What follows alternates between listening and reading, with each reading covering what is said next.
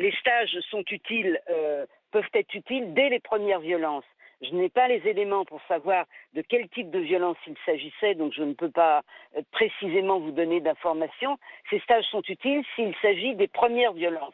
Sinon, évidemment, si monsieur est déjà dans la violence, évidemment, ça ne fonctionne pas. Oui, évidemment, s'il est déjà Voilà. dans la violence. Mais si on va faire un stage, c'est qu'on est déjà, Ernestine, dans la violence, non? Oui, mais il faut que ce soit les premières, donc les moins importantes. Si Oui. ce sont des violences trop importantes, ça ne fonctionne pas. Donc après, la question c'est que je n'ai pas les éléments pour savoir qu'est-ce qui avait été Bien sûr, révélé. bien sûr. Le problème, c'est que les victimes ne sont pas suffisamment crues. Prenez. Allô? Oui, je vous entends. Ernestine, le problème, c'est que les victimes ne sont pas suffisamment crues.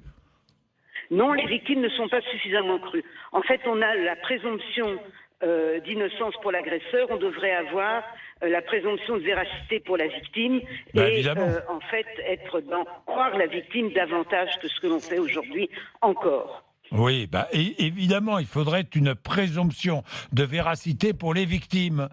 Hein? Il existe bien la présomption d'innocence.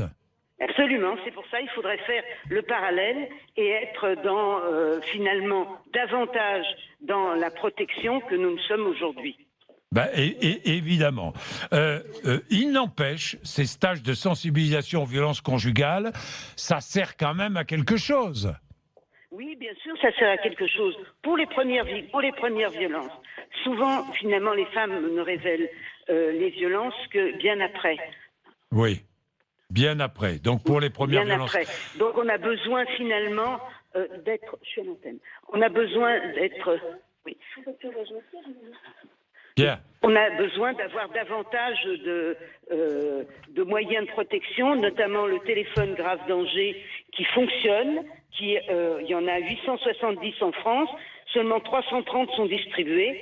Donc il faut qu'on soit davantage dans la protection que nous ne sommes aujourd'hui encore. Et puis il faut mieux former les magistrats, les policiers bien sûr, justement à mieux prendre en compte la dangerosité des hommes violents. Et puis, je dirais qu'il faut aussi davantage de places d'hébergement pour que lorsqu'une femme souhaite se mettre à l'abri, elle puisse être protégée.